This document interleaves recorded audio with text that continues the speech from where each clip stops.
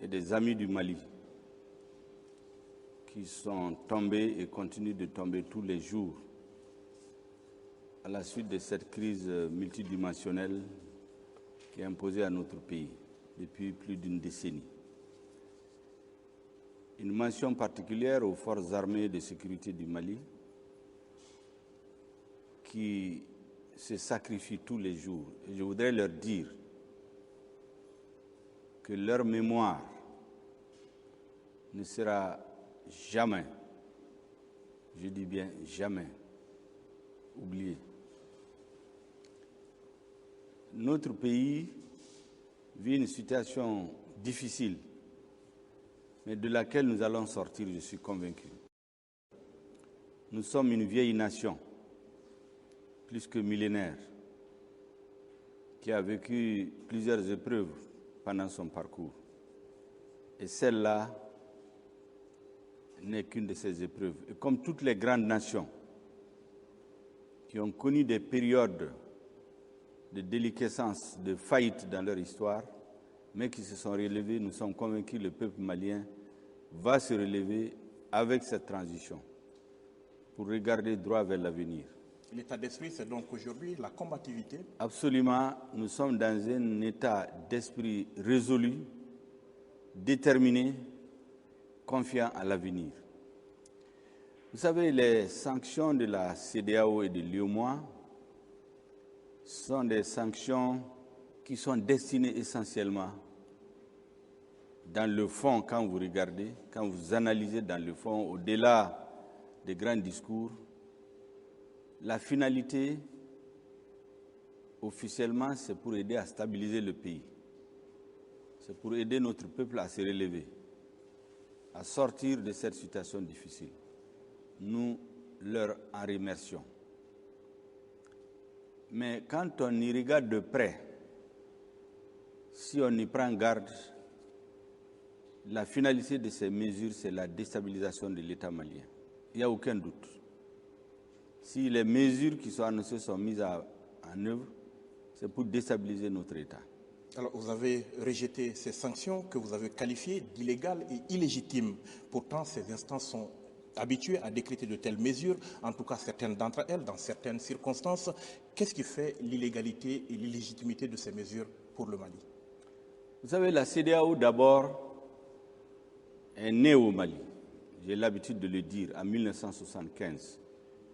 C'est à l'initiative du président du Mali et du président du Nigeria que l'idée a germé, partagée ensuite par l'ensemble des chefs d'État de la sous-région, dont le président Eyadema, le président Sékou Touré, le président du Burkina, le président de la Guinée, le président du Sénégal et tous les autres pays, de la Côte d'Ivoire bien entendu, du Nigeria, du Ghana.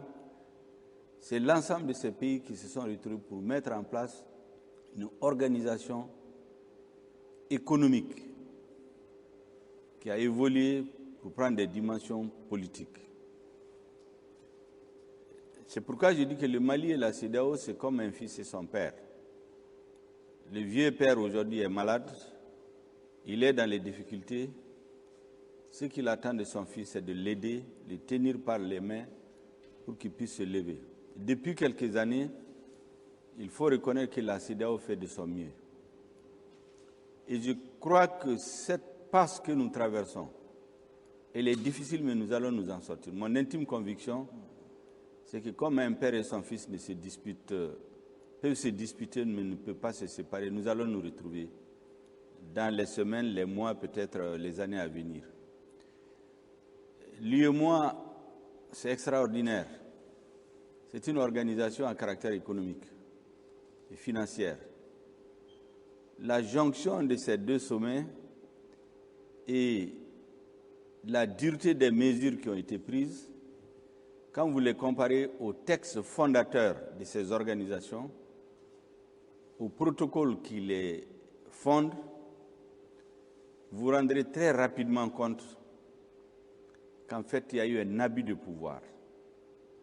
On a saisi l'état d'extrême faiblesse de l'État malien dans lequel il s'est retrouvé à cause des considérations d'ordre géopolitique et des manques de leadership éclairé visionnaire, un manque de maturité stratégique qui a fait que des erreurs se sont accumulées et notre pays s'est trouvé à terre.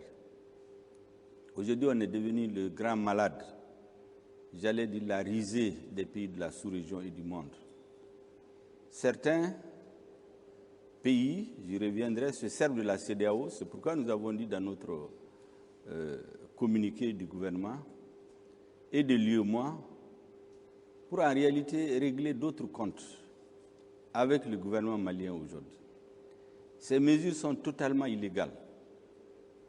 Vous savez, lorsque nous avons expliqué à la CEDEAO à plusieurs reprises, et j'y reviendrai, que la transition malienne, la situation au Mali doit être analysée avec discernement et non pas à partir des clichés établis depuis des années. Nous avons dit qu'il faut faire la part des choses. La situation est très très complexe au Mali. La transition au Mali est différente de toutes les autres transitions. Les conditions de survenue de cette transition, si nous ne les réglons pas, nous allons nous retrouver dans d'autres coups d'État. Ça fait plus de 3 à 4 coups d'État en moins de 30 ans. Il faut se poser les questions, les résoudre définitivement. Si on ne le fait pas, c'est exactement ce qu'on fait souvent en Afrique. Quand le caniveau est plein d'ordures, on vient, on prend une pelle, on enlève les ordures, on dépose au bord du caniveau, et avant la prochaine saison de pluie, le caniveau est de nouveau rempli. Nous voulons faire en sorte qu'à la fin de cette transition, on crée les conditions pour qu'il n'y ait plus d'intervention de l'armée dans la vie nationale. Ces mesures sont illégales au regard de plusieurs conventions internationales. Vous savez, il y a une convention de l'ONU qu'on appelle la Convention sur les pays sans littoral, que notre pays a ratifiée en 1987, je crois bien, qui interdit l'embargo contre un pays sans littoral. La CEDEAO n'en a cure. L'UEMOA s'est déporté à Accra en l'absence du Mali, qui a été invité à 48 heures sans qu'on lui dise l'ordre du jour. C'est-à-dire qu'on traite le Mali comme un moins que rien, comme si ce n'est pas un État. Nous ne pouvons pas accepter cela.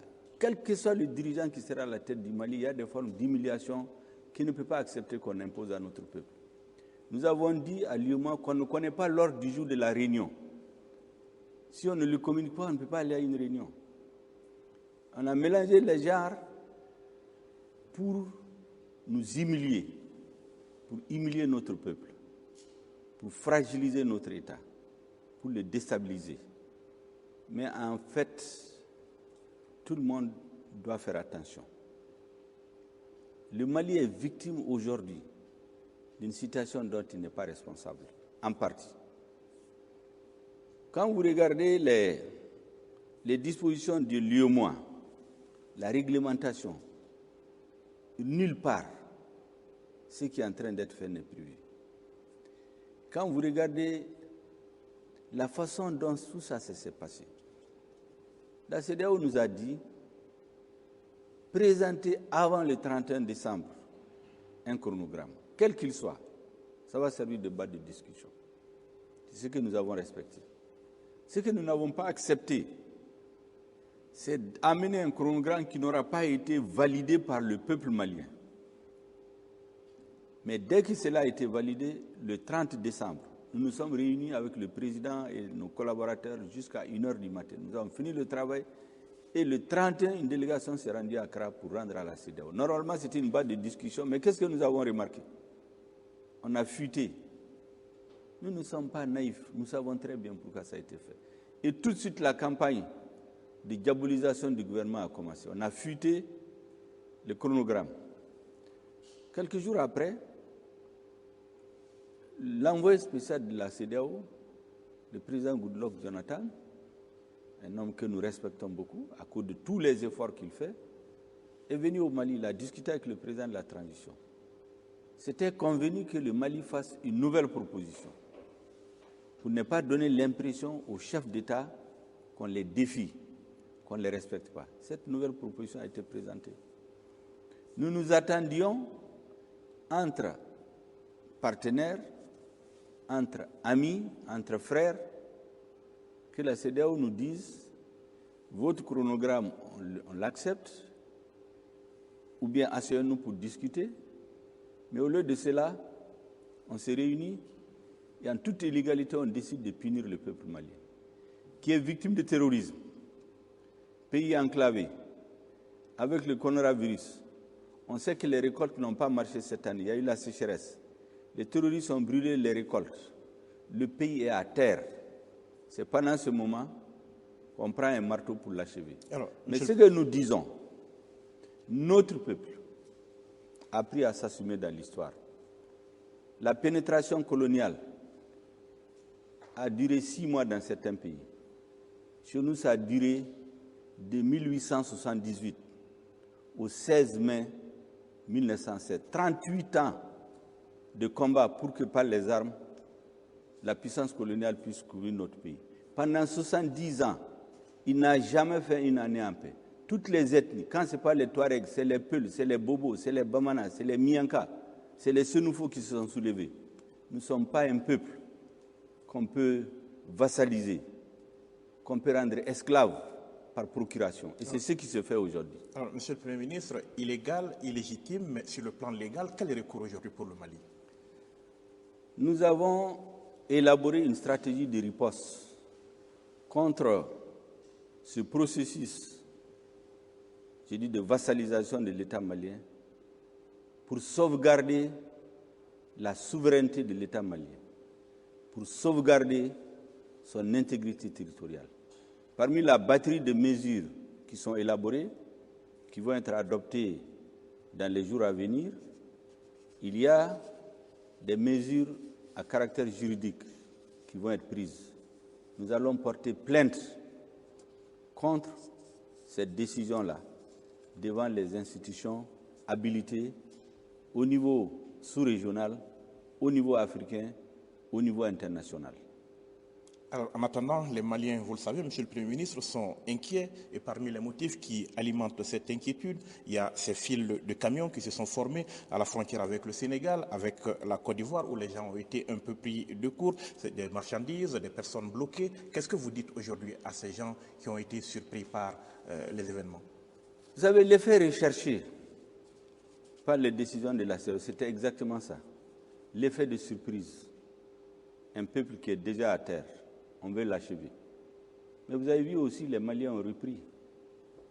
Tout de suite, ils ont repris le courage qui les caractérise. Nous-mêmes,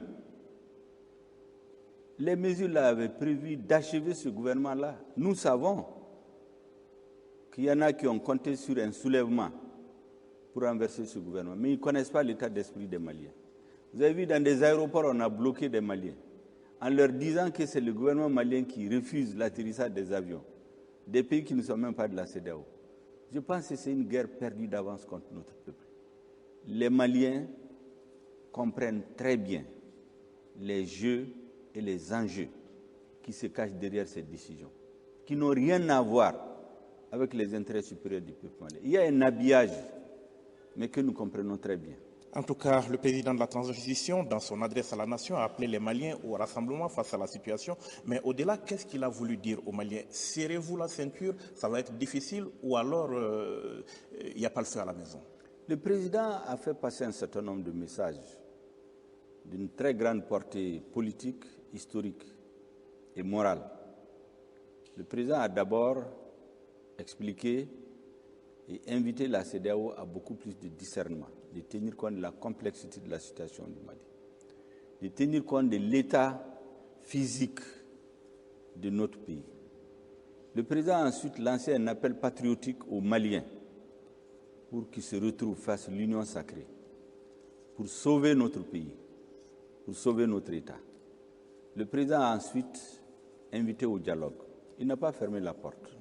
Comme toujours, nous sommes un pays de dialogue, nous ne fermons pas la porte. Mais ce que nous ne voulons pas, c'est de nous humilier, c'est de nous piétiner, c'est de nous chercher à faire comme si nous sommes revenus à l'esclavage. Le peuple malien ne l'acceptera pas. Alors, pays donc en proie à l'insécurité, en froid avec ses voisins et certains de ses partenaires traditionnels, est-ce qu'on peut craindre aujourd'hui un isolement et sur quoi ou sur qui est-ce que nous comptons? Notre pays ne sera jamais isolé. L'histoire du Mali est riche d'enseignements. Nous avons des amis. Je voudrais saisir cette occasion. D'abord pour remercier certains chefs d'État. Nous savons très bien, nous avons envoyé des missions dans beaucoup de pays. Il y a des chefs d'État qui font preuve de compréhension, j'allais dire de compassion vis-à-vis de notre peuple. Mais nous comprenons aussi les pressions qu'ils ont, les influences. Nous ne confondons pas vitesse et précipitation. C'est pour cela que nous ne fermons pas la porte au dialogue et aux négociations. Nous voudrons remercier de façon particulière nos frères de Guinée. Vous savez, un ancien président guinéen avait l'habitude de dire que le Mali et la Guinée, c'est deux poumons du même corps. Je crois que le gouvernement guinéen vient et le peuple guinéen viennent d'en donner la preuve. Nous voudrons aussi remercier nos frères algériens qui ont pris une position ouverte au dialogue, un appel au dialogue. Nous remercions aussi nos frères mauritaniens. Chacun a son style, ils ne parlent pas beaucoup, mais nous savons qu'ils ne sont pas hostiles à notre pays. Nous saluons les peuples africains.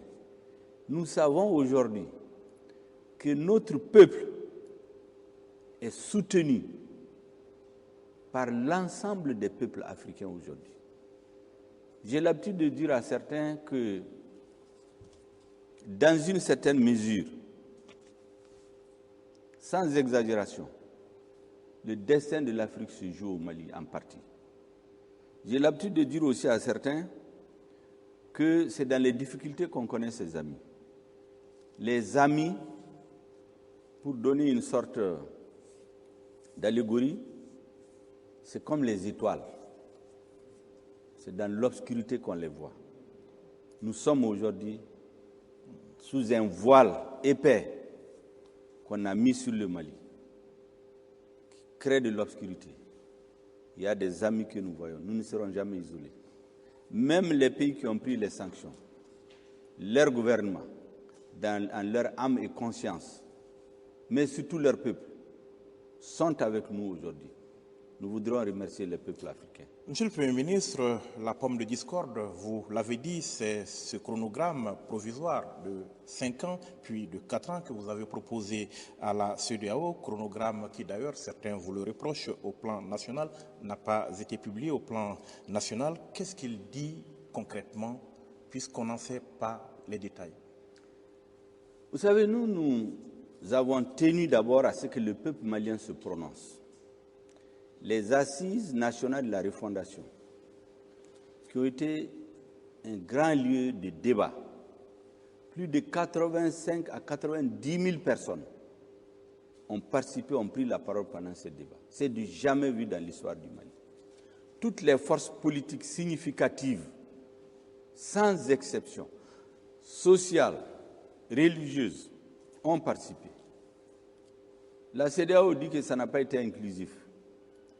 Il n'y a pas un seul parti dont les militants n'ont pas participé à la base.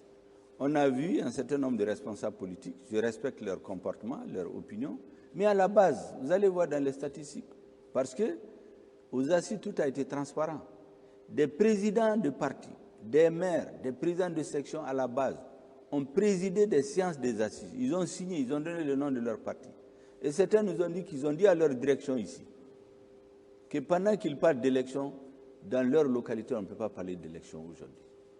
C'est ce qu'ils appellent souvent des responsables coupés de la réalité. Ensuite, quand vous regardez, quand la CEDEAO dit que ça n'a pas été inclusif, personne donne la parole à un certain nombre de personnes dans certains médias internationaux. Mais les partis réellement représentatifs, est-ce que vous avez entendu les dirigeants parler? La plupart de ceux à qui on donne la parole, moi je les respecte, mais sur le plan politique, combien d'élus ils ont? Il y en a qui n'ont pas un élu. Ils ont un récépissé, mais ils sont toujours dans les médias internationaux. Chaque fois qu'on veut jeter l'opprobre sur le Mali, c'est vers eux qu'on court pour donner le... Donc les assises ont été inclusives. Et le gouvernement a dit qu'il attend que le peuple malien se prononce. Le peuple s'est prononcé. Et nous avons pris ce sur quoi le peuple s'est prononcé pour le décliner en un chronogramme pratique. Maintenant, il faut que j'insiste sur ça et que les Maliens le comprennent et les amis du Mali. Une transition n'est pas une fin en soi.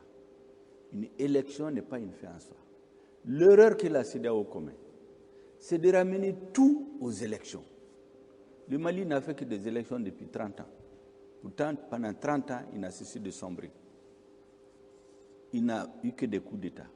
Et d'ailleurs, le dernier coup d'État est intervenu à la suite d'élections. Donc l'élection ne peut pas être une fin en soi.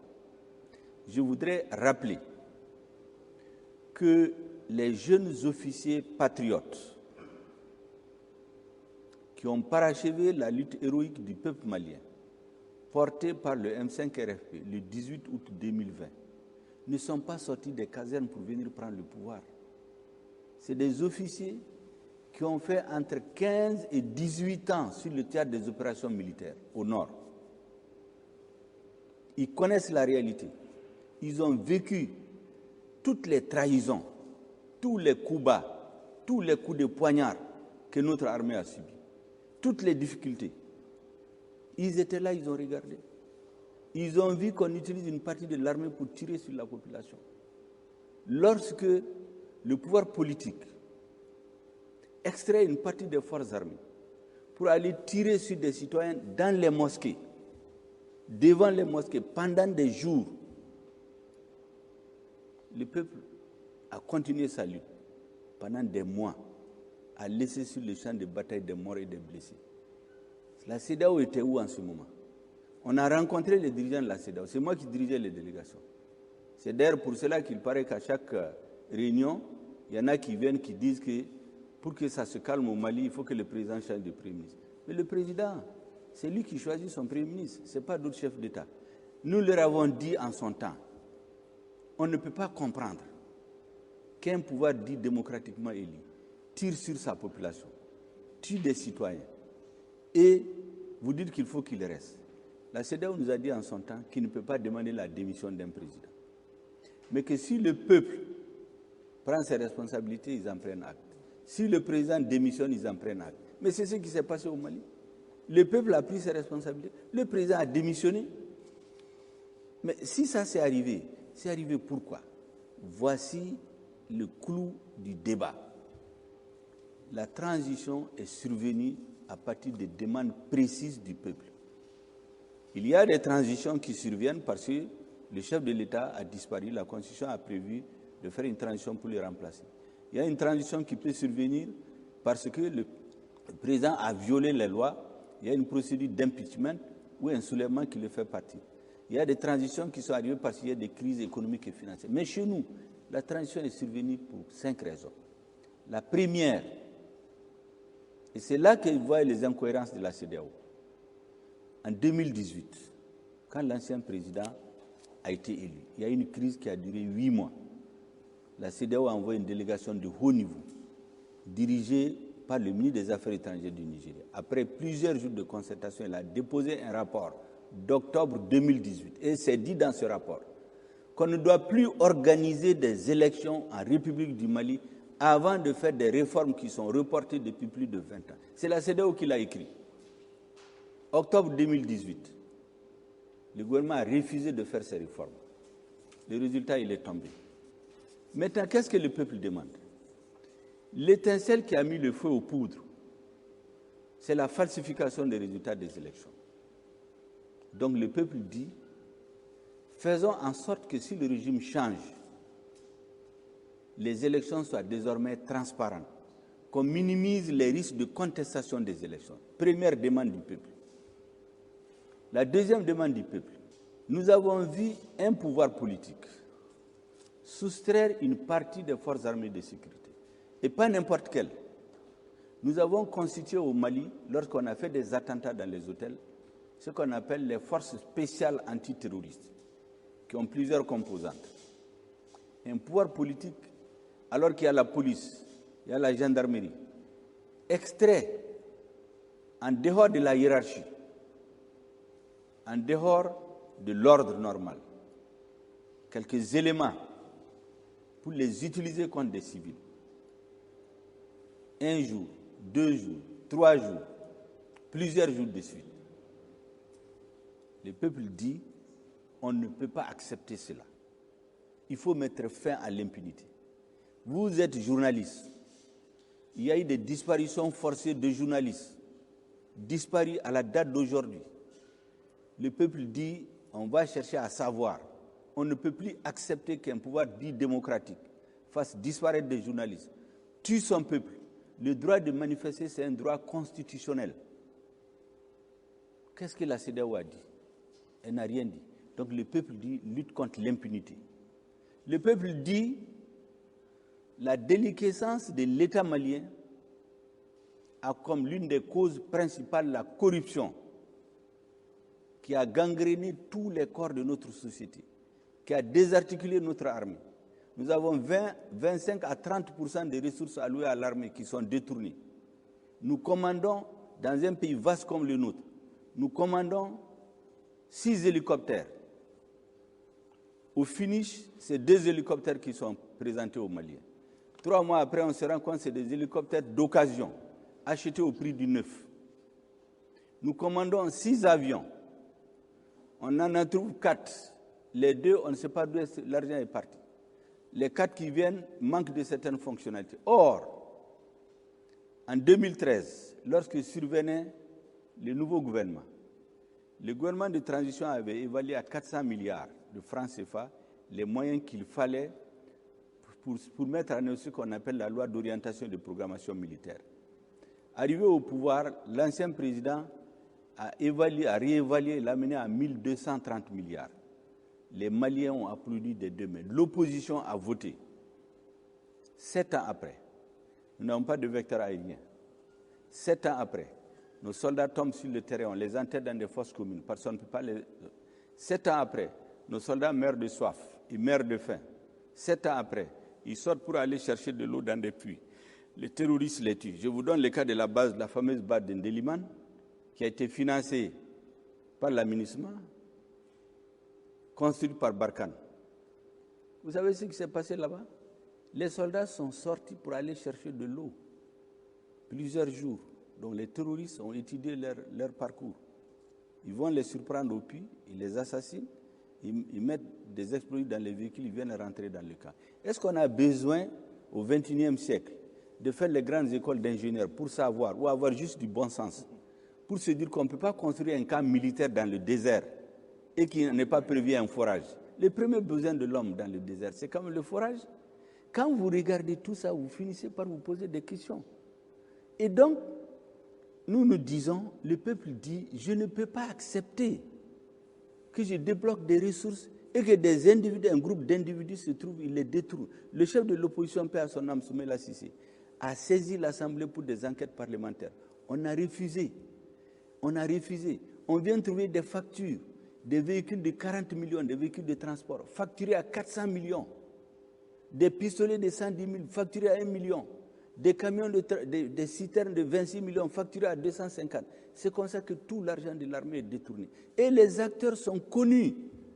Vous avez un ambassadeur d'un des plus grands pays européens qui a dit ici en partant, il dit qu'il ne recommandera jamais à un ressortissant de son pays de venir investir au Mali. Quand un ambassadeur va dire ça, à cause de la corruption, qu'est-ce qu'il rend encore pour l'honneur du Mali? Donc le peuple dit la lutte contre la corruption et l'impunité. 3e revendication. 4e revendication, ça fait 20 ans qu'on a essayé des réformes de la Constitution qui comportent des tares qui bloquent notre système démocratique.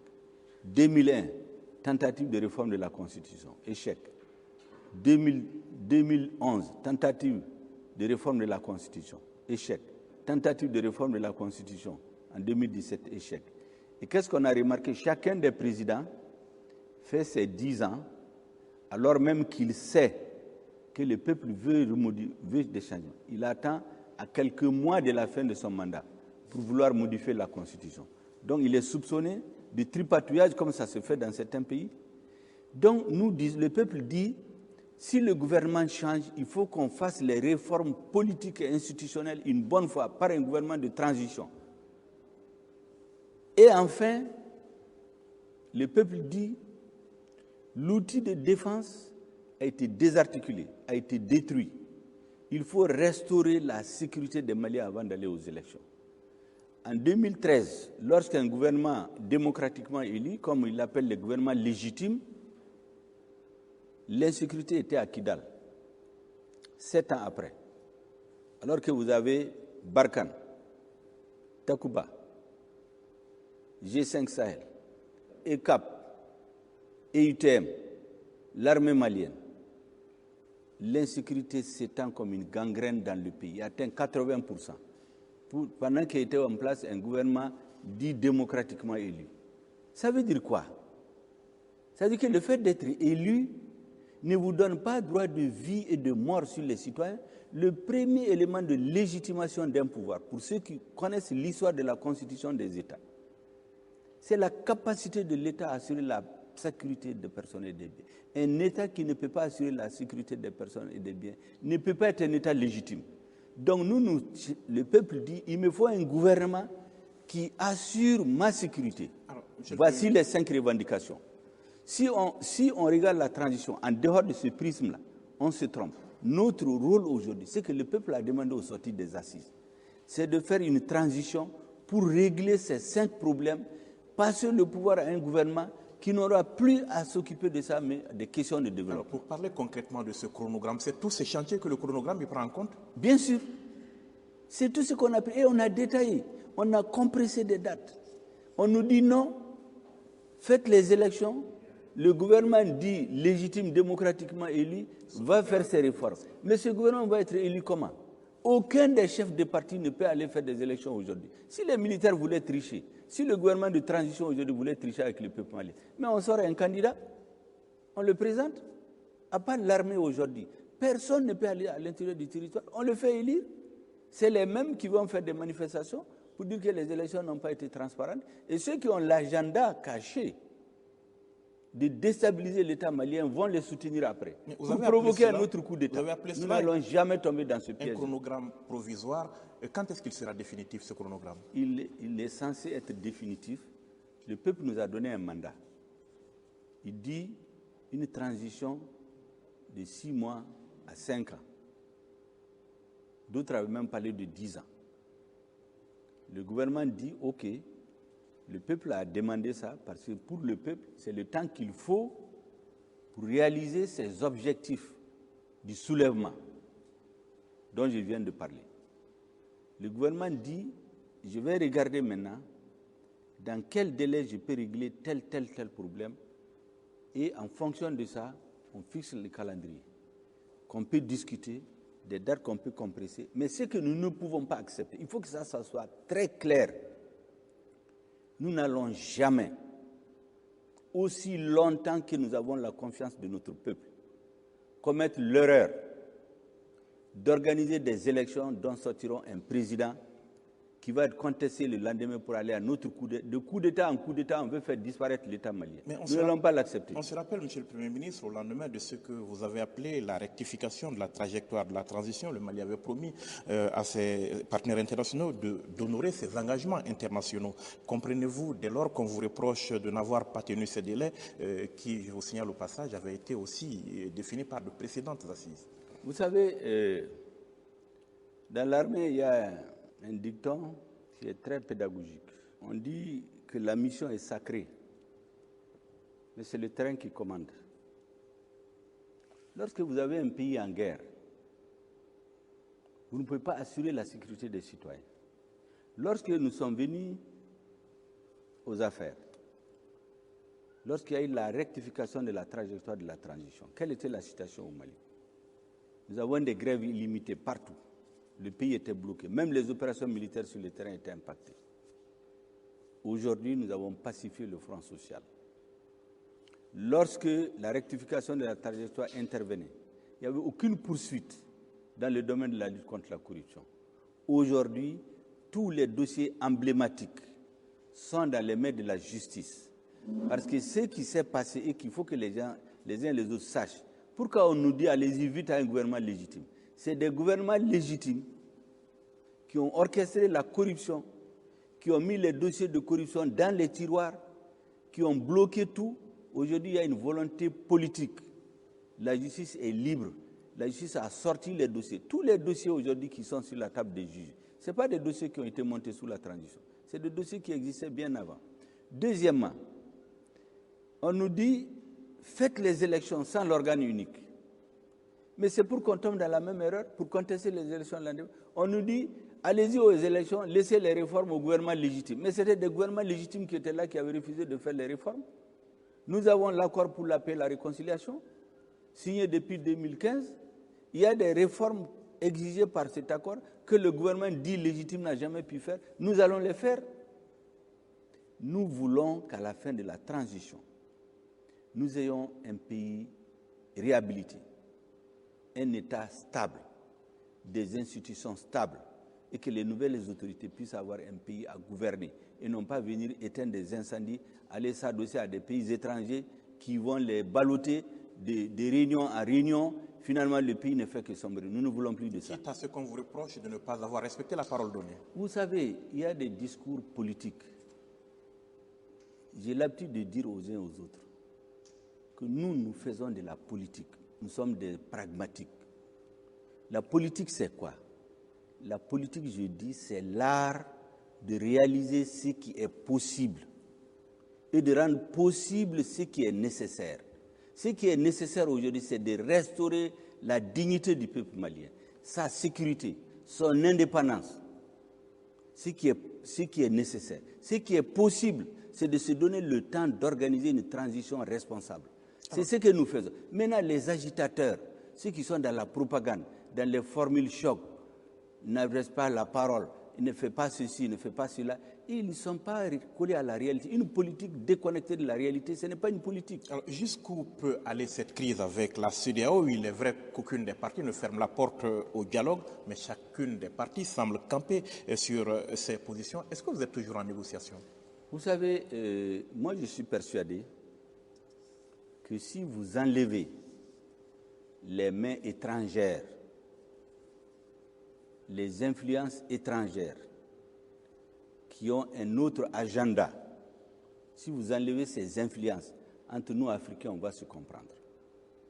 Deuxièmement, le Mali, dans sa constitution, dans toutes ses constitutions, dit qu'il est prêt à céder tout ou partie de sa souveraineté pour réaliser l'unité africaine. C'est pourquoi vous allez voir toutes les organisations sous-régionales qui sont en Afrique, ou régionales, le Mali fait partie des fondateurs.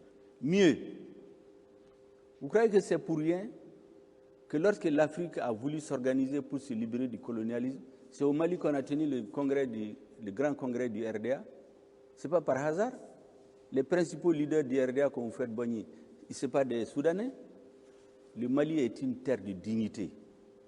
C'est une terre qui a une longue histoire. C'est une terre dans laquelle l'Afrique se reconnaît. Et c'est pourquoi je dis, le combat du Mali aujourd'hui, tous les peuples le soutiennent parce que ça redonne l'espoir de pouvoir s'assumer, de dire non quand ce n'est pas bon pour notre pays, de dire oui librement quand c'est bon. C'est ça le véritable enjeu. Alors certains vous demandent aujourd'hui de sortir de l'UEMOA, de sortir de la CEDEAO. Est-ce que la question est quelque part à l'ordre du jour? C'est une question qui fait partie des mesures de riposte sur le long terme. S'il y a le choix à faire entre la restauration de la dignité de notre peuple, de sa souveraineté, de son intégrité, de la personnalité du Malien, s'il y a un choix à faire entre ça et sortir de ces organisations, je crois que le peuple malien avisera le moment venu. Mais ma conviction, c'est qu'on n'en arrivera pas à ça. Parce que ni le Mali, ni la CEDEAO. Parce que, vous savez, les conflits, on sait comment ça commence. Personne ne sait comment ça se termine. Et ce conflit-là, comme on dit en Bambara, on est en train de nous faire une mauvaise guerre. On ne peut pas aimer le Mali plus que les Maliens. Ceux qui nous donnent les leçons, est-ce qu'ils peuvent aimer le Mali plus que les Maliens? Le président de la transition, c'est un jeune officier qui a fait 18 ans, depuis 2002, il était sur le théâtre des opérations. Il a interrompu des formations à l'extérieur pour venir diriger des équipes commando, pour desserrer l'étau sur des militaires qui ont été pris dans des zones où ils ne peuvent pas s'en sortir. Est-ce que des hommes comme ça, quelqu'un peut s'asseoir dans son palais à l'extérieur pour dire qu'il aime le Mali plus que lui? Pour dire qu'il faut retourner à l'ordre constitutionnel? Mais l'ordre constitutionnel, on se prépare à y retourner. C'est le même discours qu'on a tenu en 2013. En 2012, le président est tombé. On a refusé de faire le diagnostic. On a dit élection, élection, élection. Il y a même un président qui a dit « je ne vais pas tolérer le report ». On a installé un président parce qu'on a refusé de faire le bon diagnostic. En 2018, disons, quand la CEDEAO a déposé son rapport, elle a fait le diagnostic, le président a refusé, mais nous ne voulons plus tomber dans ça. Alors, vous avez parlé de cette CEDEAO sous influence extérieure. Dans le communiqué d'ailleurs que le gouvernement a publié pour condamner les sanctions, vous avez regretté que, je cite, des organisations sous-régionales ouest-africaines se fassent instrumentaliser par des puissances extra-régionales au dessein inavoué. Êtes-vous en train de dire que la CEDEAO est à la solde de quelqu'un? Si oui, de qui? Je ne dis pas qu'elle est la solde de quelqu'un, mais ces décisions sont manifestement influencées par des prises de position extra-africaines. Vous savez, on a besoin un peu de rafraîchir les mémoires des uns et des autres. La crise malienne est survenue en 2012. L'une des raisons, c'est vrai, c'est l'absence de leadership éclairé et de maturité stratégique qui a fait qu'on a détruit notre outil de défense. Mais ça, c'est peut-être 30%, 40%. Mais qui a détruit la Libye pour répandre les armes partout, pour amener des mercenaires de Libye, pour dire allez-y, coupez le Mali en deux? Ce n'est pas nous qui le disons. C'est des responsables français. J'ai les noms, j'ai un document, tout est documenté, qui ont dit qu'il faut diviser le Mali. Vous avez des responsables des anciens mouvements rebelles qui disent clairement que c'est la France qui leur a dit on va diviser le Mali, vous donner l'indépendance. Mais qu'ils ont compris plus tard que la France voulait les utiliser pour affaiblir l'État malien et faire ce qu'elle veut. Mais passons sur ça. Le président est tombé. La CEDEAO, vous savez, elle parle de forces d'attente aujourd'hui pour nous intimider. Ceux qui veulent nous intimider, notre peuple et notre armée les attendent de pied ferme. Mais en 2012, il y a eu un sommet de la CEDEAO à Dakar, à l'investiture du président de mon frère Macky Sall. À ce sommet de la CEDEAO, comme par hasard, surgit le ministre des Affaires étrangères de la France, Alain Juppé. Et quand la CEDEAO décide d'une force d'attente de 3000 hommes pour libérer le Mali, M. Juppé dit non, mais 3000 hommes c'est trop par rapport à 500 combattants irrédentistes. Vous avez vu? On continue. Le Mali et la CEDEAO, à travers l'Union africaine, demandent la création d'une force internationale qu'on appelle la MISMA, créée par l'ONU. Vous savez ceux qui ont commencé à dénigrer la MISMA? C'est les diplomates français, les écrits existent. On a fait traîner les choses. Quand on a constaté l'absence des capacités de la MISMA, on a créé la MINUSMA. Qu'est-ce qui a été dit à la création de la MINUSMA? Allez-y, la résolution. On est venu nous dire après que les opérations de maintien de la paix, ce n'est pas pour faire la guerre. Mais quand on l'a mené, qu'est-ce qu'on a dit aux Maliens? C'est pour les aider à lutter contre le terrorisme. Mais je passe sur ça. L'opération Serval, quand c'est intervenu, le 11 janvier, qu'est-ce qui a été dit? 3 objectifs par le président français, repris par son ministre de la Défense. Premier objectif, détruire le terrorisme. Deuxième objectif, aider à restaurer l'intégrité du territoire malien. Troisième objectif, appliquer les résolutions des Nations Unies. 8 ans après, aujourd'hui on est en 2022, donc ça fait 9 ans après. L'intégrité du territoire, disons le terrorisme au lieu d'être détruit, il a quitté l'extrême nord pour prendre 80% du pays. L'intégrité du territoire à la date d'aujourd'hui n'est pas rétablie. Les résolutions des Nations Unies changent chaque année, au point que cette année, nous nous sommes opposés à une résolution. Donc vous tirez vous-même la leçon. Mieux, est-ce que vous savez qu'en 2014, lorsque l'armée malienne a essayé de reprendre la totalité de son territoire, il y a eu des affrontements dans l'extrême nord. Les soldats maliens, certains qui se sont réfugiés dans le camp de l'aménagement, on les a désarmés, ça se comprend. Est-ce que vous savez que quand l'armée a voulu récupérer les armes, le commandant de Barkhane a dit non, que c'est un butin de guerre qui appartient à la SEMA. Ils ne vont pas le donner à l'armée malienne.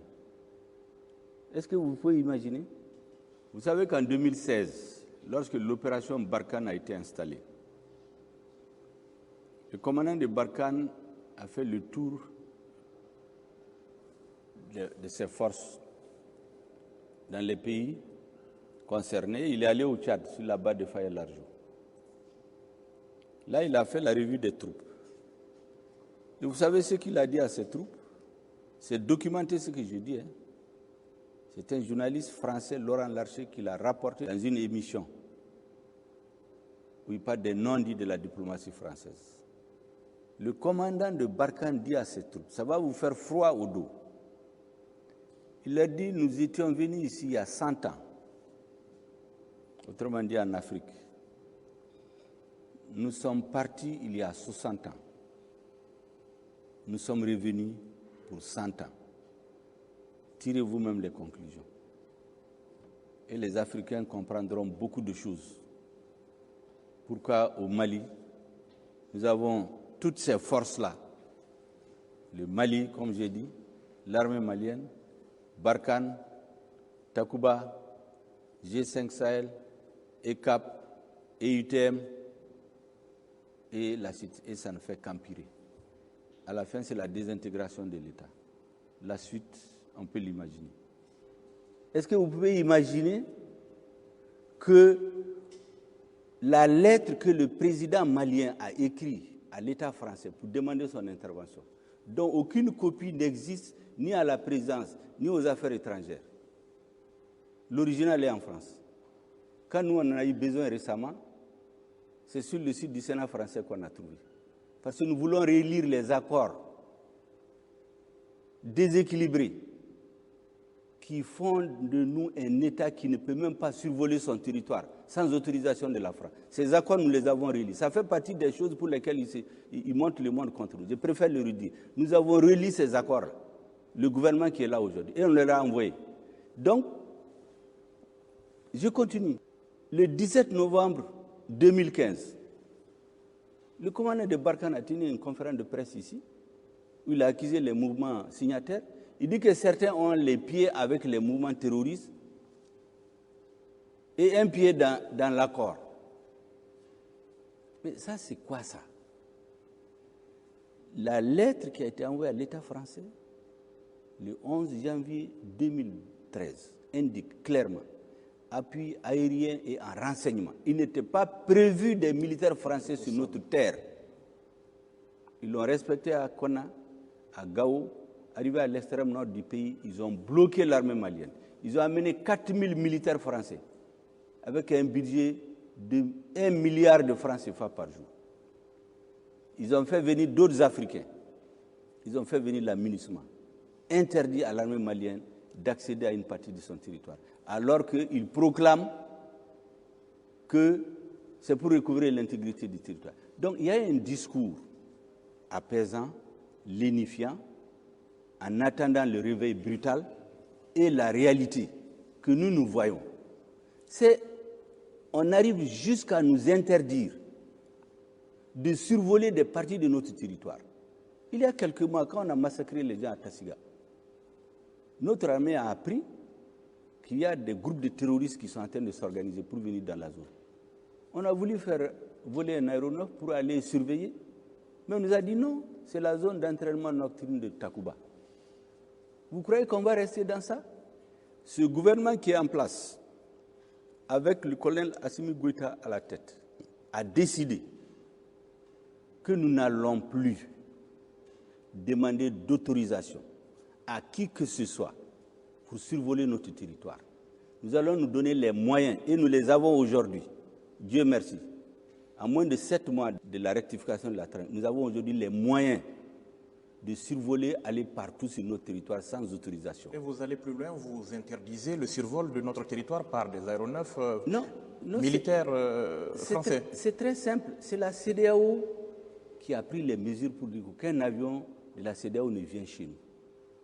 Le lendemain, on débarque des Maliens à l'aéroport de Paris qui avaient déjà leur billet d'embarquement en leur disant c'est les militaires qui ont interdit que l'avion atterrisse à Bamako, ce qui n'était pas vrai. Hier, avant d'embarquer, on leur dit non, c'est l'Élysée qui a dit que les vols sur le Mali sont annulés jusqu'à Nouvelle-Temps. Mais pendant qu'ils font ça, c'est pourquoi je dis qu'il faut être cohérent. Pendant qu'ils font ça, un avion quitte un pays de la CEDEAO, il pénètre sur notre territoire, ne sachant pas qu'aujourd'hui on s'est doté des moyens de surveillance. On l'identifie. Quand il a su qu'on l'a identifié, il éteint le transpondeur. Quand il a compris qu'on continue à suivre son mouvement, il éteint la radio. Il vient, il débarque, il le retourne. On ne lui dit rien. Nous avons fait un communiqué hier pour les mettre en garde. Mais pendant qu'on nous dit qu'il y a une force d'attente qu'on prépare contre nous, mais qu'est-ce qu'il y avait dans cet avion? Pourquoi il rentre sur notre territoire? Pourquoi il se cache? On est obligé de se poser des questions. Mais nous avons dit d'arrêter cela. Aujourd'hui, nous avons les moyens de défendre notre territoire. Monsieur le Premier Nous ministre, demandons à nos amis de nous aider, mais ils ne peuvent pas aimer le Mali plus que nous. alors, vous dénoncez donc cette influence française, si on a bien compris. Est-ce que vous pensez que vous faites les frais aujourd'hui de votre rapprochement avec la Russie? Non, il y a pire que tout ça. C'est pas, vous savez, il y a une phrase que j'ai dite à l'ONU qui a choqué quand j'ai dit qu'ils nous ont abandonnés en plein vol. Mais qu'est-ce qui s'est passé? Vous savez, dans le Sahel, il y a 2 groupes terroristes. Vous avez le JNIM et vous avez l'IGS. Le territoire de prédilection du JNIM, c'est le territoire malien. L'IGS, c'est dans la zone des 3 frontières. Un jour, alors qu'on a un accord de défense, le président français décide, parce qu'on a fait des nominations qui ne le plaisent pas au Mali, il dit qu'il arrête les opérations militaires, sans nous aviser. Mais l'accord sert à quoi donc? Quand on est partenaire, on s'assoit, vous nous dites il est temps de partir, nous allons partir dans 2 mois, dans 3 mois, vous préparez, on prend les emprises. Mais vous dites comme ça à un sommet, nous partons. On nous abandonne, on va se concentrer sur l'IGS. Donc, comme pour nous dire, pour le JNIM, occupez-vous-en. Mais nous n'avons compris le message. Mais quand vous laissez ces emprises, vous voulez nous empêcher aussi de chercher des partenaires. Mais c'est quoi ça? Vous pensez que vous faites les frais aujourd'hui de votre rapprochement avec la Russie? Non, nous ne faisons le frais de rien du tout. Nous cherchons les moyens pour défendre notre peuple. Nous voulons avoir notre autonomie de décision. Maintenant, cette campagne qu'il y a contre nous, comme je l'ai dit, ce terrorisme diplomatique, médiatique et psychologique contre nous, ça ne nous fera pas bouger d'un iota. Nous sommes dans des relations de coopération avec l'État russe, comme on l'est avec d'autres États. Je ne sais même pas pourquoi il ne parle que de la Russie. On est dans des relations de coopération avec plusieurs États, avec lesquels on paye des armes. Mais ce que nous ne comprenons pas au niveau de la CEDEAO, et je vais vous dire pourquoi souvent on parle d'intérêts étrangers. Lorsque cette histoire de ce qu'ils appellent Wagner, entre parenthèses, est sortie, ceux qui l'ont sorti, ils ont dit d'abord c'est des rumeurs. Ensuite, ils ont dit c'est la presse. Mais certains d'entre eux sont venus nous demander, est-ce que c'est vrai? On a donné des explications. C'est un pays européen, c'est un pays américain. Aucun chef d'État africain n'a appelé notre président, n'a envoyé quelqu'un ici. Ils se sont limités à ce que la presse d'un autre pays dit pour organiser un sommet, pour prendre des résolutions sur des rumeurs véhiculées par les ministres de notre pays, par la presse de notre pays. Qu'est-ce que ça leur coûtait de téléphoner au président, d'envoyer des émissaires pour en savoir plus? Qu'est-ce que ça leur coûtait? Mais ça rentrait dans une stratégie de diabolisation du Mali, aller jusqu'à la tribune de l'ONU. mais dans les discours des chefs d'État, quelque chose dont vous n'êtes pas sûr. Même celui qui vous a mis ça dans la bouche dit que c'est des rumeurs. Vous partez inscrire à l'ordre du jour d'un sommet où ce n'était même pas prévu. C'est à 3 heures du sommet qu'on a inscrit le Mali à l'ordre du jour. C'est un sommet sur la Guinée. Mais quand on a toutes ces informations, qu'est-ce qu'on va penser? Mais les Occidentaux persistent et signent. Vous utilisez des mercenaires de Wagner, vous avez démenti, mais quelques semaines après votre démenti, qu'est-ce que vous avez à dire aujourd'hui? Vous savez, moi j'ai envie de répondre à certains que la guerre psychologique, là, nous, ça ne peut pas nous perturber. L'intoxication, l'intimidation ne peut pas nous perturber. Ce qu'on nous demande, comme disaient les Africains, cabri mort là, que tu les mets au frigo ou bien tu les laisses en putréfaction, ça change quoi? Il est déjà mort. Notre pays est occupé par les terroristes. Comme dit un grand homme d'État chinois, le chat, qu'il soit gris ou noir, pourvu qu'il attrape la souris, c'est Deng Xiaoping qui le dit. Nous cherchons un partenaire pour libérer notre pays. Nous sommes tournés vers notre partenaire historique en matière de défense. Les 80% de nos officiers ont été formés en Russie. Les 80% de nos équipements avant le démantèlement de notre armée étaient formés en Russie. Nous nous sommes retournés vers la Russie, qui est un vieil ami, qui nous a tendu la main, et d'autres pays que je ne veux pas citer parce que, comme ils ne veulent pas parler, ils ne veulent parler que de la Russie. Mais ils se mettent à crier. Donc, nous devons rester. Tous les jours, on tue des centaines de Maliens dans les villages. On prend des résolutions sans nous.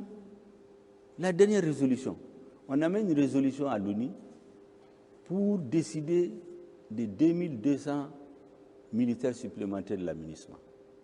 On n'a pas vu le projet. On n'a pas discuté. On ne sait pas quel contingent vient là-dedans. À quelle fin il vient? Ils vont être où? Tout cela parce que le Mali est devenu un État vassal. Nous avons dit à l'ONU, à notre ambassadeur, de dire non. Lorsque nos frères tchadiens récemment, quand les Français ont décidé d'abandonner les emprises au nord, nos frères tchadiens nous ont dit qu'ils ont besoin d'augmenter de 2000 hommes, leurs hommes pour mieux se sécuriser. Mais on a réglé sur une base bilatérale. Il n'y a pas eu de problème. Donc, ce qu'on veut faire du Mali, les dirigeants qui sont à la tête du Mali aujourd'hui ne sont pas de cette agence-là. Ce n'est pas des hommes qui sont heureux d'être qu'on les tape sur les épaules, qu'on les donne des satisfecits, des bons démocrates, des bons dirigeants, d'aller faire la nuit dans des hôtels à 6 000, 10 000 euros la nuit en Europe. Ce n'est pas ces hommes-là. Ceux qui sont au pouvoir, c'est des patriotes dont certains ont risqué leur vie pendant des années. Nous voulons restaurer la dignité, l'indépendance, la souveraineté, la fierté du peuple malien et des Africains. C'est tout. Vous avez parlé de l'ONU, Monsieur le Premier ministre, réunion du Conseil de sécurité ces derniers jours, le Conseil qui est apparu divisé sur la question du Mali. Est-ce de bon ou de mauvais augure pour nous? Je voudrais saisir votre question pour remercier de façon particulière la Russie et la Chine, deux pays amis qui, de toutes les façons, ont toujours été aux côtés du Mali dès le lendemain de son indépendance. Tous les moyens que l'État malien a eu en son temps pour affirmer sa souveraineté, son indépendance économique, militaire, diplomatique, il les avait acquis, entre autres, dans le cadre de la coopération chinoise et russe. Je voudrais donc les remercier encore de façon particulière pour ce soutien à notre peuple. Vous savez, le Conseil, de toute façon, il y a des débats à caractère idéologique et géostratégique. C'est des débats auxquels on est habitué. Lorsque certains pays portent des résolutions, d'autres les soutiennent systématiquement. Vous avez vu, il y a quelques fois quand même où les gens ne se comprennent pas. Par exemple, dans cette histoire qu'ils appellent Wagner. Mais les Américains ont eu la courtoisie d'envoyer parler avec nous. Nous leur avons donné nos explications. Ont-ils été convaincus ou non, c'est autre chose. Mais les voisins qui sont là, ils n'ont pas vu ça. Quand on massacre des villages, 30, 40 personnes, vous avez ce qu'ils appellent les forces internationales, qui sont stationnées à moins de 10 km. Pendant des heures, ils ne font rien. Et si on a des hélicoptères, on veut survoler pour aller, il faut qu'on demande l'autorisation. Mais on va rester dans ça, mais non, on est sorti de ça. Aujourd'hui, nous avons les capacités de projection et de destruction des terroristes. Ce que nous avons fait entre le 28 décembre et le 10 janvier, le 28 décembre 2021 et le 10 janvier, en termes de résultats probants, c'est plus que ce qu'on a fait pendant les 10 dernières années, réunis. Mais il y a eu le blackout total, on n'en parle pas, on dit 6 soldats sont morts. On envoie, les terroristes vont attaquer quelques postes de gendarmerie, de douaniers, de péage. Nous avons décidé de faire la peur change de camp. On va là où ils s'organisent. Ils ont leur stock d'armes. C'est là-bas qu'on va les chercher. Mais on ne parle pas de ça. Venons-en aux assises nationales de la refondation. Elles ont vécu. Beaucoup n'y croyaient pas qu'en fin juillet 2021, vous les annonciez devant le CNT. Elles ont abouti à des résultats qualifiés par certains de vision du redressement national, de trajectoire du Mali pour les 25 années à venir. Comment est-ce que vous-même vous qualifiez les résultats auxquels sont parvenues les assises, vous qui étiez à l'origine de ces assises? Il faut être modeste. Ces assises... Il y a une partie de la classe politique qui était opposée, qui a voulu me diaboliser, qui a dit que c'est les assises de Choguel, les assises de la division. Ces assises ne sont pas ma seule idée. Ces assises font partie des revendications du peuple portées par le M5-RFP depuis juin 2020. Si vous regardez dans toute la documentation qui a été produite par cette force du changement, les assises nationales font partie des revendications. Parce que nous avons dit qu'en moins de 30 ans, nous avons eu 3 coups d'État. Les coups d'État qui n'ont pas abouti, on ne les compte pas. Il y a des réformes qui ont été reportées d'année en année. Donc, depuis le début de cette lutte, ça a été inscrit qu'il faut faire des réformes politiques et institutionnelles pour que tout le monde comprenne le sens de les réformes. Il fallait aller vers tous les Maliens. C'est comme ça que les assises ont été inscrites dans l'agenda du gouvernement. Et ces assises, vous dites qu'elles sont historiques, elles sont fondamentales, elles sont essentielles, elles sont vitales pour la reconstruction de notre pays, pour la refondation de l'État malien, pour la réhabilitation et le redressement de la nation malienne. C'est tout ce que je peux dire. Et aujourd'hui, à la différence des autres forums, tous les Maliens ont participé. Même dans les lieux où il y a le terrorisme, les populations ont participé au débat. Maintenant, l'autre caractéristique, c'est que nous nous sommes imposés l'obligation de rendre exécutoire les résultats des assises. Tous les forums qu'il y a eu par le passé, les résultats ont été mis dans les tiroirs. Cette fois-ci, dès que le rapport va être déposé, ils ont jusqu'à fin janvier, le chef de l'État va mettre en place un comité de suivi.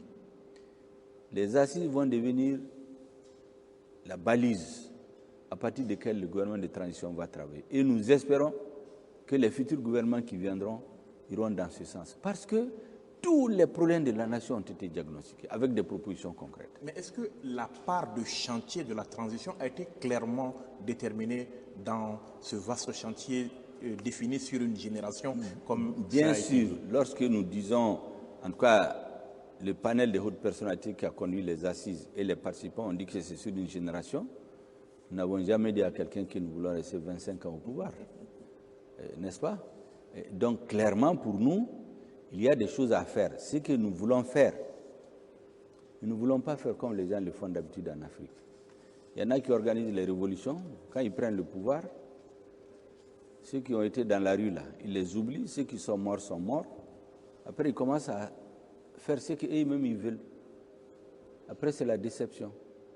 Il y en a qui font des élections, ils se font élire sur la base d'un programme. Une fois qu'ils s'installent, ils mettent leurs cours, leur famille autour d'eux, et ils mettent tout au calendrier. Nous avons dit non. Nous avons 5 revendications portées par le peuple. La restauration de la sécurité sur l'ensemble du territoire. La lutte contre la corruption et l'impunité. Organiser des élections de manière à minimiser les risques de contestation des élections. Opérer les réformes politiques et institutionnelles. Et vous avez vu que les assises ont demandé de réécrire la Constitution pour faire une nouvelle Constitution.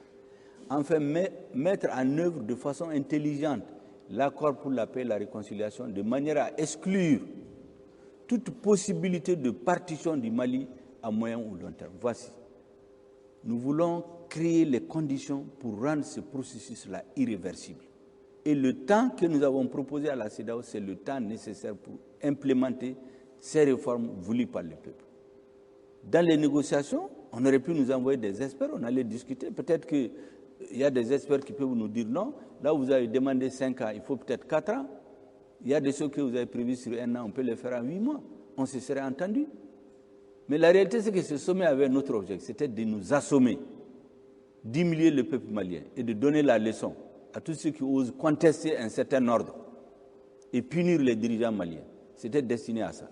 Alors, pour revenir aux ANR, les assises sont donc terminées. Il reste la question du suivi et de l'évaluation avec le comité donc qui doit être théoriquement mis en place. À quoi est-ce que cela pourrait ressembler? Pour faire quoi concrètement?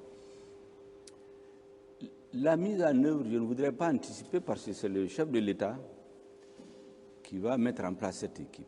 Il va désigner des personnes. Je préfère attendre ce moment-là pour verser mes idées dans le débat. Alors pour terminer sur la crise donc avec la CEDEAO, un pays ami, l'Algérie se propose aujourd'hui, se porte volontaire pour rapprocher les positions. Est-ce que vous êtes ouvert à de telles initiatives? Mais bien entendu, la CEDEAO nous aurait dit qu'ils enverraient des émissaires. On ne les aurait jamais fermé le territoire. D'ailleurs, comme je vous ai dit, quand notre première délégation est partie, le 30, le 31, la délégation n'était pas partie pour négocier. La délégation était partie par respect pour les chefs d'État pour donner une proposition de chronogramme. Parce que c'est ce que la CEDEAO nous avait demandé. La dernière mission de la CEDEAO ici, dirigée par le président en exercice, ensuite dirigée par l'envoyé spécial, ils nous ont dit donner un chronogramme. C'est ce qu'on a fait. La délégation n'était pas partie pour négocier. Il y a plusieurs membres de la délégation au cas où ils poseraient des questions. Il a dit qu'il va se référer aux autres. Mais il y a eu des chefs d'État qui ont été bienveillants, qui ont écouté nos délégations, qui ont cherché à comprendre, qui ont débattu avec eux, qui ont dit qu'ils ont compris. D'autres nous ont dit franchement, bon, les 5 ans, nous pensons que c'est trop. Proposez autre chose. D'autres nous ont dit, faites tout pour sortir de ce bras de fer. Et donc quand la délégation est venue, le président a réuni encore son staff. Nous avons réfléchi, on a fait des propositions. Ce que nous attendions, c'est qu'on nous envoie des hommes pour parler. Mais vous savez, même si nous avions pris 6 mois, ils allaient dire c'est le 27 février ou rien. Parce qu'il y avait un autre agenda tracé déjà. Parce que vous savez, il y a un ministre qui a annoncé d'ailleurs que la CEDEAO va prendre des sanctions le 12 décembre. Ça s'est passé. Ensuite, la CEDEAO va prendre des sanctions le 31. Ça s'est passé. Moi, je pense qu'il faut qu'ils respectent au moins les chefs d'État de la CEDEAO. On ne peut pas annoncer à l'avance dans des médias ce que les dirigeants de la CEDEAO doivent faire. Même eux, ils doivent dire à ces messieurs-là d'arrêter, de les faire passer. Parce que moi, je sais que les chefs d'État de la CEDEAO, pour lesquels moi j'ai le plus grand respect, parce que ce processus-là, je suis convaincu que si c'est la CEDEAO qui l'avait maîtrisé dès le départ, comme il l'avait voulu, avec la force d'attente, dès décembre 2012, on aurait trouvé une solution. Donc, pour nous, la CEDEAO reste une organisation frère. Les responsables de la CEDEAO pour lesquels nous avons le plus grand respect, nous allons obligatoirement nous retrouver avec eux ce qui s'est passé là, moi je le considère comme un bruit dans une famille. Ça va arriver. Ça arrivera après. Mais on n'a pas d'autre choix, en tout cas pour ce qui nous concerne, que d'aller vers la CEDEAO. Et nous pensons la même chose. Maintenant, comme je dis, ce que nous ne pouvons pas négocier, c'est de nous dire ne faites pas les réformes. Organisez seulement des élections. Avec qui? Pour faire quoi? Ça, nous ne pouvons pas le négocier. Alors, Monsieur le peuple malien ne l'accepte pas. Vous n'êtes pas sans savoir qu'il y a aussi un front au niveau national qui n'attend que le 27 février, date à laquelle ils estiment que la transition aura perdu toute légitimité. Qu'est-ce que vous allez faire par rapport à ce front? Vous savez, lorsque l'ancien pouvoir tirait sur la population, avec plusieurs morts, le 10, 11, 12 juillet 2020, mais il y a des acteurs qui disent qu'ils vont marcher le 27, qui ont dit qu'ils vont mobiliser la population pour sortir, pour soutenir le pouvoir qui était en train de tuer les gens. Mais certains, ce sont les mêmes personnes. Mais on les attend le 27 février. On verra bien. Mais ce que moi je demande... Est-ce que vous allez dialoguer? Moi, ce que je demande, le président de la transition a lancé un message patriotique. Il a demandé à tous les Maliens l'union sacrée. Il a demandé à tous les Maliens de se donner la main. Il l'a fait avant les assises d'ailleurs. Avant les assises, lorsque certains ont essayé de focaliser tout sur le Premier ministre, le président, comme le père de la nation, comme on dit, il s'est mis au-dessus de la mêlée. Il les a tous appelés. Il les a reçus par regroupement un à un pour discuter. Après, il les a réunis, il s'est adressé à eux. Mais est-ce que ça a empêché certains de dire qu'ils ne viennent pas aux assises? Parce que cette transition-là, elle n'a pas le même sens pour tout le monde. Il y en a qui pensent que la transition consiste simplement à que certains hommes politiques se retrouvent, ils se partagent le pouvoir. Quand tu es là-dedans, tu es d'accord. Si tu n'es pas là-dedans, tu dis que ce n'est pas bon. Nous, ce n'est pas notre vision. Notre vision, l'inclusivité veut dire quoi? Une transition qui a comme objectif de réaliser les 5 objectifs prioritaires autour desquels le peuple s'est mobilisé. Tous ceux qui sont d'accord avec ça, quelle que soit leur orientation politique, leur appartenance, je pense qu'on doit se donner la main. Je demande à mes frères qui sont dans cette contestation, c'est de revoir leur copie, c'est de répondre à l'appel du président. Nous-mêmes, nous avons dit que dès que les assises finissent, dès que le rapport va être déposé, nous allons aller, comme le président l'a demandé, à toutes les forces politiques pour qu'il y ait l'union sacrée des Maliens. Notre armée aujourd'hui est en train de recruter, de former, de s'organiser, de se réorganiser, de faire la guerre. 5 opérations, même qu'une des grandes armées ne peut le faire. Il faut qu'on crée les conditions, qu'on donne à notre armée les moyens de libérer notre pays. Et pour cela, elle a besoin du soutien, sinon de la totalité, du moins de la majorité des Maliens. Aujourd'hui, dans toutes les régions du Mali, dans toutes les régions, il y a des opérations militaires. Le président est en train de travailler pour créer les conditions matérielles, équiper l'armée, créer les conditions psychologiques, les conditions morales pour que notre armée restaure la dignité et l'honneur de notre peuple. Maintenant, le rôle des politiques, là, donnons-nous la main pour l'accompagner. Vraiment, c'est ce qu'on leur demande. Nous sommes pratiquement au terme de notre entretien, mais quelques mots peut-être à l'endroit de cette frange de la population malienne qui est quand même très inquiète aujourd'hui face à la situation. Non, quelques mots. Je pense que les Maliens doivent avoir confiance en l'avenir, doivent avoir confiance en eux-mêmes. Vous savez, toutes les grandes nations que vous voyez là, je l'ai dit dans toutes mes interviews, toutes les grandes nations, je ne vais pas les citer, elles ont vécu des périodes de leur histoire où elles sont tombées. On les a humiliées. Ce que nous voulons, c'est que ce Mali qui est tombé, qui est humilié, nous voulons le soigner, le faire asseoir, le mettre sur ses 2 pieds, le faire tenir pour qu'il marche et enfin qu'il court dans le peloton des têtes. Deuxièmement, je voudrais lancer un appel, comme je l'ai dit dans la dernière partie de mon à l'ensemble des forces politiques et sociales. Donnons-nous la main pour sauver notre pays. pour aider notre armée à sauver. Parce que de toute façon, c'est l'armée qui va sauver le pays sur le plan sécuritaire. Et nous allons l'aider à organiser le pays. Troisièmement, la CEDEAO, je l'ai dit, nous considérons jusqu'à aujourd'hui, c'est l'état d'esprit du président et de nous-mêmes et de tout le gouvernement. Ce qui s'est passé entre nous et la CEDEAO, c'est une brouille entre des frères. Nous allons nous retrouver. La CEDEAO ne peut pas laisser le Mali tomber. Et enfin, je voudrais dire très clairement à notre partenaire français, nous ne sommes pas contre la France. Nous ne pouvons pas l'être d'ailleurs.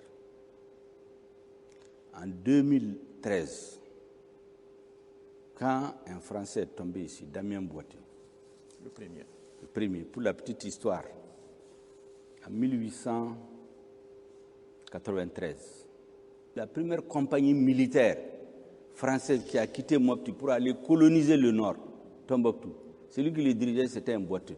120 ans après, c'est un Boité qui est venu donner sa vie pour libérer les Maliens. Quand François Hollande était venu ici, il a dit que c'est le plus beau jour de sa vie politique. Ce jour-là, les Maliens ont tourné la page de tous les contentieux qu'ils avaient entre nous et la France. Parce qu'il a dit ce jour-là que des Maliens se sont sacrifiés pour la France. Donc eux aussi payent une dette. Donc nous aussi, nous ne sommes pas un peuple d'ingrats. Les Français qui sont morts ici, nous n'allons jamais les oublier. Les Africains qui sont morts de la CEDEAO, c'est ça qui nous oblige d'ailleurs. Ces Sénégalais, ces Togolais, ces Guinéens, ces Ivoiriens, ces Burkinabés, ces Nigériens qui sont morts, d'autres qui ne sont même pas du continent africain. Notre peuple ne peut pas les oublier. Mais ce que nous demandons, qu'on nous respecte, qu'on n'apporte pas atteinte à notre dignité, qu'on ne nous insulte pas, qu'on ne nous empêche pas d'assurer la souveraineté de notre État. En France, en dehors de la communauté algérienne, la communauté la plus importante, ce sont les Maliens. Leur poids dans notre économie est plus important que l'aide française à notre économie. Ils vivent en France, ils sont nourris, logés, ils travaillent, ils ont leur famille, ils sont des Français. Vous croyez qu'un gouvernement de gens responsables va se mettre contre ce pays? Nous ne le sommes pas. Mais il faut que les dirigeants français se disent que les époques ont changé, que les interlocuteurs à la tête du Mali ont changé, que le Mali n'est pas comme certains pays. Il ne faut pas qu'ils se trompent d'époque, d'interlocuteurs et de pays. Pour le reste, là, nous sommes, c'est pourquoi j'avais dit, la France et le Mali, c'est des vieux amis. Il peut y avoir des scènes de ménage, mais on va se retrouver. Je suis sûr que cette brouille-là, elle va passer. C'est ce que nous pensons en tout cas. Avec les Africains, nous ne doutons même pas avec la CEDEAO. Voilà ce qu'il veut. Et les Maliens, ayez confiance en l'avenir. Ayez confiance en vous-même. La principale force d'une nation, c'est de croire à son propre génie, de croire à sa capacité de s'assumer. Et toute l'Afrique nous regarde. Ne décevons pas l'Afrique. Merci, Monsieur le